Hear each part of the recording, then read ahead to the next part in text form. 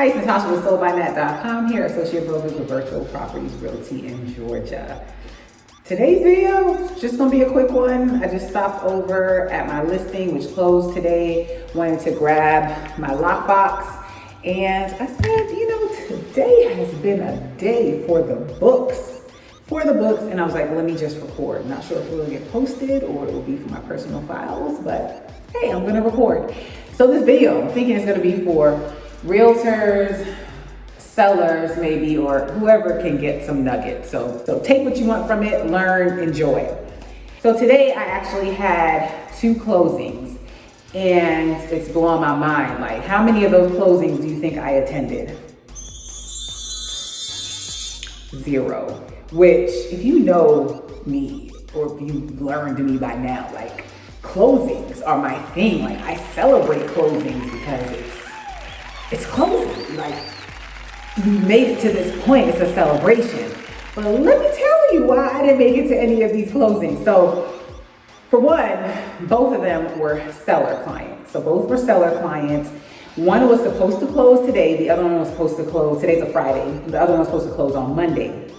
So one of them is an owner occupant, and then one of them is an investor. And this is the one that I'm in right now. So the owner occupant asked that we move the closing up. So the seller agreed to accommodate them.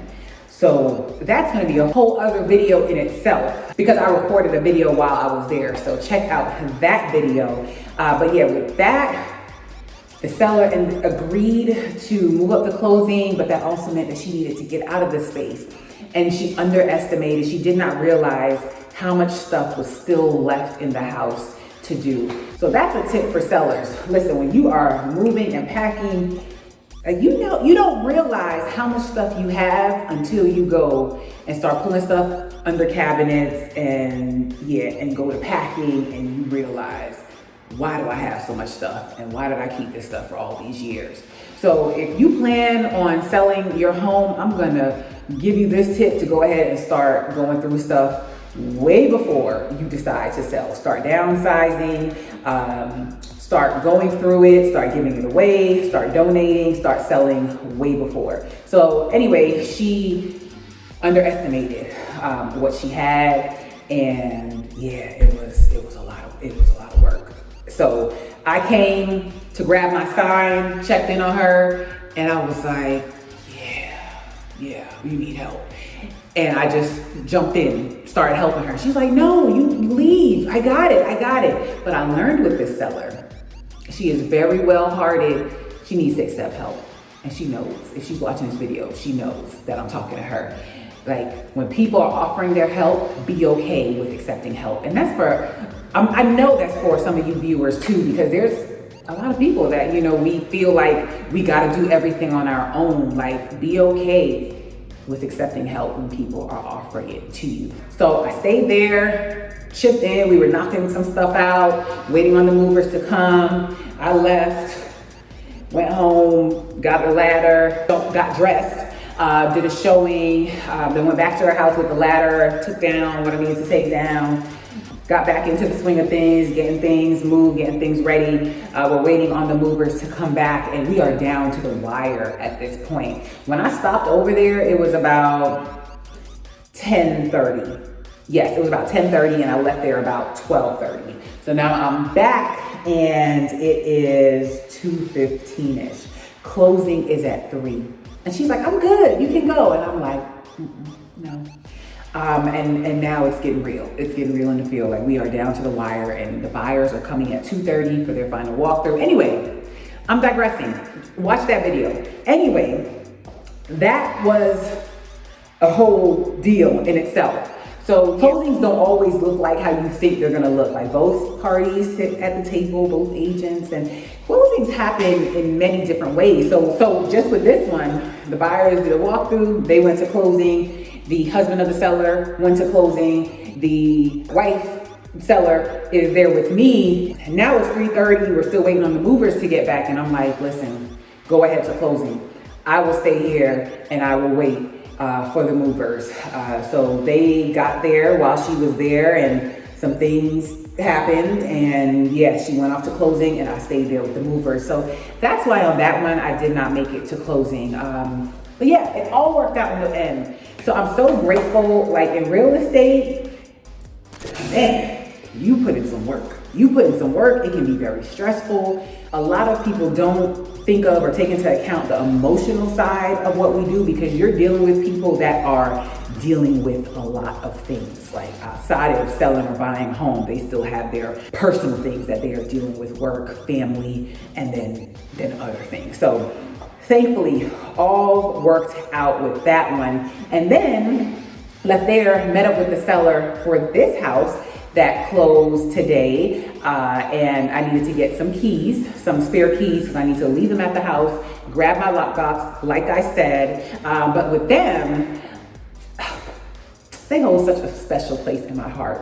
They were actually my first buyer clients when I got into the business in 2011. 2011, they were my first buyer clients. I'm gonna check that date and see if that's right, but they were definitely my first buyer clients. And they contacted me, we stayed in touch all these years, and they contacted me and they're like, we're ready to sell our investment property. And story on that one, back in 2011 or whenever we did that first deal, they were looking for a home for their mother. So we found her a home, which she's still in today. She moved out of this one, moved into that one, and kept this as an investment property. So they had this as an investment property for years. They actually had a Section 8 tenant in it. So listen, real estate has levels to this. So yeah, the tenant moved out of this property. That's a whole other ordeal in itself. But my sellers are good people, and they wanted to deliver a house to the new buyer. So they did the flooring, they painted, they did other things. And we were on the market for a couple of days. Like literally, we got several offers, a lot of showings. And yeah, we closed. The buyers for this home, one is out of the country or out of state, and he had his fiance sign for him via a POA, which is a power of attorney. See the levels in real estate and how things can get done. So my sellers signed yesterday, which was a Thursday. So they signed yesterday at the attorney's location that was closer to them. So they went and signed, and I couldn't make it there because I ended up having like a dental procedure yesterday and it ran over. And then I was, had some sedation, some medication. So it wasn't wise for me to drive anyway, even if I had finished in time. But because they were selling, they didn't have much to sign anyway. So we stayed in contact. And yeah, they signed yesterday at the location that was closer to them. And shout out to the attorney. I think it's the Hudson Law Group, but I'll put their information down below because they accommodated that. So yeah, they signed, they got the sellers in to sign so that they wouldn't have to do traffic going to Alpharetta at 12 noon today where the buyer signed. So we officially closed today, but my sellers were able to sign early yesterday. So this evening, it is now 6:36. Like I said, I have had a day. Just getting over here, grab my lockbox, leave these extra keys. Like the agents on both of these transactions were absolutely wonderful and a pleasure to work with. Even though on the first one that I told you about, the owner occupant, like we had some hills on that one. And I'm not sure if I did a video on that one because on that one, the first buyer we went under contract with ended up losing their job. And by the grace of God, my seller was out of contract for less than 24 hours because I contacted another agent who had submitted an offer and I knew they were still interested. And I'm like, hey, this happened. Are you guys still interested? And we were able to slip that offer right in there. So it didn't impact my sellers. And I'm gonna put a text in here that she sent me at the time. And she was just like, essentially like, thank you for bringing me a problem and a solution at the same time. So yeah, I think that's all the points that I wanted to share in this video. Nope, there's one more. So with this property, the buyer was an investor. One of the other people that submitted an offer, that agent had been following up with me several times, like, hey, are you guys still gonna close? I'm like, yeah, we're scheduled to close. Like this buyer was able to close in like 2 weeks. So if you haven't seen this video where I talk about lenders and it mattering, like, yeah, they were an investor, but they still use financing. So lenders matter. So the agent for the other buyer that submitted an offer and they didn't get it, she was the only one that just kept following up just in case this didn't work out. She wanted to be next in line. And I gave her the feedback. This was the only thing that I could have suggested that she do differently. Going forward with your offer, submit a seller letter, because there was one point when we were reviewing offers, I wanted to point out to the seller like, hey, this buyer's an investor. This other offer that you're considering is an owner occupant. That matters to some sellers. Some sellers don't care and they just care about that bottom line.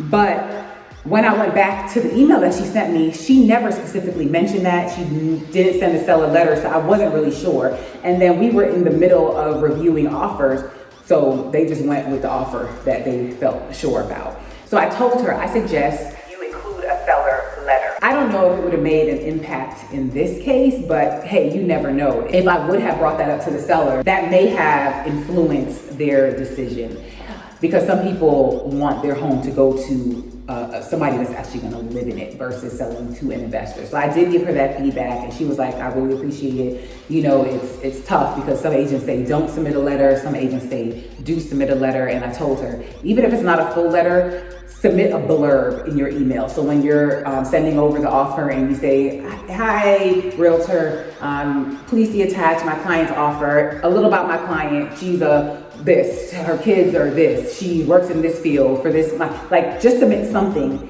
in the email, even if you're not doing a letter. And if you're doing a letter, keep it short and concise. If you have the letter, copy and paste that and put it in the email, but just put something to connect with the seller. So that is it. I am going to get out of here. I am going to meet one of my besties, one of my girlfriends for dinner. Did I tell you that it was Friday? And did I tell you that I had a day? I had a day. Like, man, this is real estate, man. But I love it. I tell you, I love it. When I picked up the keys from that seller, I was just thanking her, and I'm so appreciative because after all these years, they were my first buyer client and they remembered me when they wanted to sell this investor property. So, man, so you gotta take the bad days with the good days and see the positive in all situations. So I'm getting out of here. I'm going to dinner and we're having a dinner, a girl's dinner, a grown-up dinner, and I deserve it. So I hope you guys are doing well. Thank you guys for watching. If you have any questions or comments, leave them down below. Please go ahead and give this video a thumbs up. Help me get to 5,000. I appreciate everybody that has subscribed. Help me get to 5,000. I appreciate you guys. Have a positive, peaceful, and productive day.